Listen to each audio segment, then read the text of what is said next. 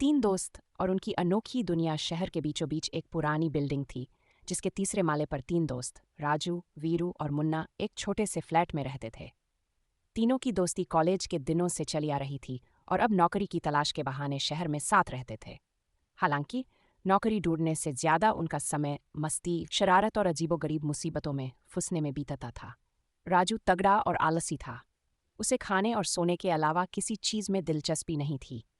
वीरू समझदार और जिम्मेदार था, लेकिन दोस्तों के कारण अक्सर परेशानियों में घिर जाता था। और मुन्ना तो मुसीबतों का बादशाह था। उसकी जिज्ञासा और शरारतें अक्सर दोस्तों के लिए सिरदर्द बन जाती थीं। एक दिन सुबह सुबह फ्लैट में अफरा तफरी मची हुई थी। राजू सोफे पर पसरा हुआ था, वीरू चाय बना रहा था और मुन्ना किसी अखबार के विज्ञापन में आंखें गड़ाए बैठा था। अरे भाइयों, यहाँ यहाँ एक बढ़िया नौकरी का विज्ञापन है। लिखा है कि जो भी इस इंटरव्यू में पास होगा उसे सीधे कंपनी में नौकरी मिल जाएगी। कोई डिग्री नहीं चाहिए, बस टैलेंट चाहिए, मुन्ना ने उत्साह से कहा। चल बे, तूने आज तक कितनी नौकरियां दिलवाई हैं? राजू ने आलस भरी आवाज में कहा।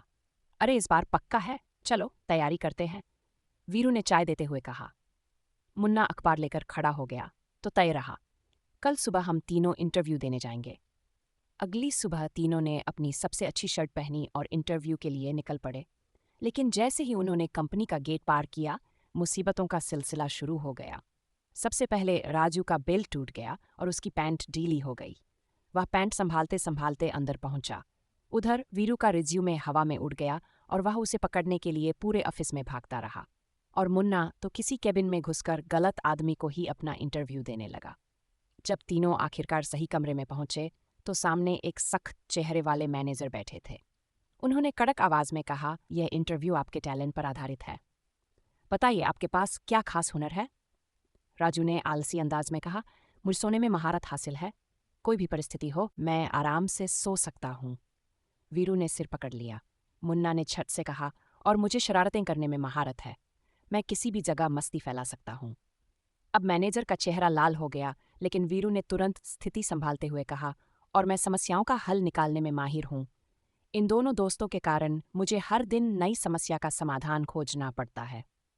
मैनेजर ने थोड़ी देर सोचा और फिर कहा, तुम्हें नौकरी नहीं मिल सकती, लेकिन मुझे लगता है कि तुम्हें कॉमेडी शो में जाना चाहिए।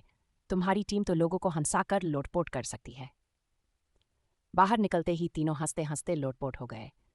लेकिन मुन्ना ने फौरन नया आइडिया पेश किया, भाई लोगों, क्यों ना हम सच में कॉमेडी शो में ऑडिशन दें? राजू और वीरू ने पहले तो उसे घूरा, लेकिन फिर हंसकर राजी हो गए।